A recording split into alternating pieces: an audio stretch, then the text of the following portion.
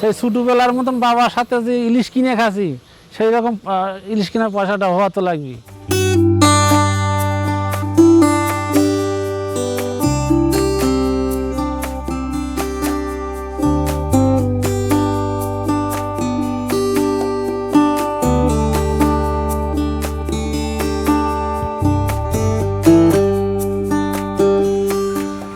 ছোটকালকার মন খেলাধুলায় চলে গেল, ওয়ানের থেকে করতে করতে 2 পর্যন্ত গেলাম। 2 পর্যন্ত যা আর লেখাপড়া আর মন লাগলো না। তখন থেকে এই যে কৃষিকাজে যোগ দিলাম বাপের সাথে। বাপের আমি একটাই ছেলে। পাট চাষ তো বাপেরা আমূল থেকে হয়তো ওই সাথে বাপের সাথে কাম কাজ করতাম। এই যে আউশ ধান হয়তো আগে আউশ ধান নিড়াইতাম, কাটতাম, পাট বাজ দিতাম। বাপে কইতো যে তাড়াতাড়ি কাম কর, বিকালবেলা হাটে যা ইলিশ মাছ কিনা লাগবি, তাড়াতাড়ি কাম কর। ভাদ্র মাসে শ্রাবণ মাসে রোদে পাট নাড়ে দিলে ভালো ঘোলা জলের পাট হলে ওই পাটটা বাতাসে চিক চিক চিক চিক করতো, বাতাসে নড়তো, ওই পাটটা চিক চিক চিক চিক করতো।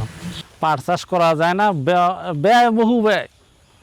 কামলা পাওয়া যায় না সময়, নাঙল পাওয়া যায় না, এই অতিরিক্ত খরচা। 18-20 হাজার টাকা খরচা হলে পাট 1 বিঘা পাওয়া যাবে। এই যে 1 আটি পাট ধুতে নিবি 4 টাকা। এই যে 3 বিঘা জমি পাট আনিচ্ছে, কাটায় বোয়া 24 হাজার টাকা চুক্তি।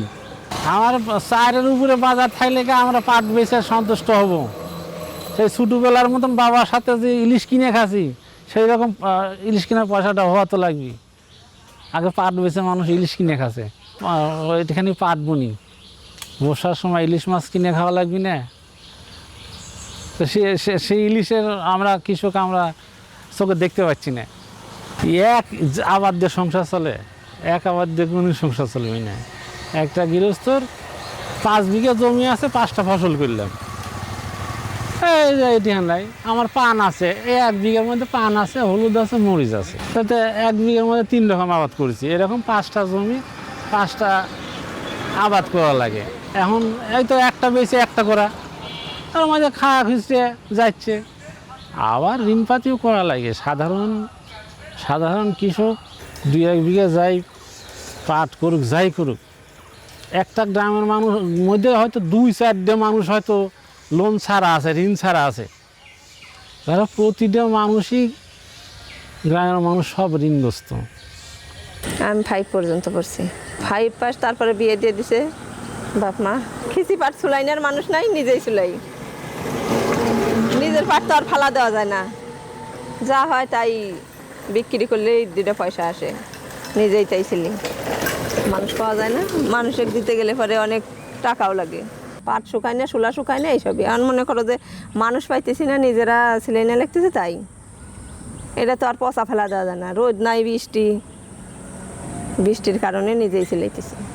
আমার বাপের বাড়িও আছে এসব, আবার শ্বশুর বাড়িও আছে, ওই সব ইয়া হয় নাই, গায়ে বাঁধে নাই, মানে অভ্যেস আছে।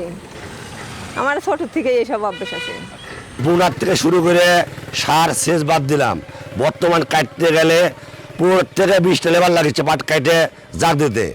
একটা লেবারের দাম 800 টাকা করে, একবার খাইতে দিতে হবে। তাহলে আমাদের কাটা দিয়ে আর পাট পৌঁছানো দিয়ে কত টাকা বিঘে আসতেছে। পাটের লেবার যদি পাই তারা কাজে পাট কাটা কাজে আমরা যাবো না, অন্য কাজ থেকে বলেন পাট কাজে যাবো না। সর্বনিম্ন 6,000 টাকা দাম থাকলে আমি সর্বনিম্ন। তাহলে এখন কৃষকের জীবন মোটামুটি বাঁচবে না, ছাড়া এই যে আমি পাট বেচলে কৃষক বাঁচবে না।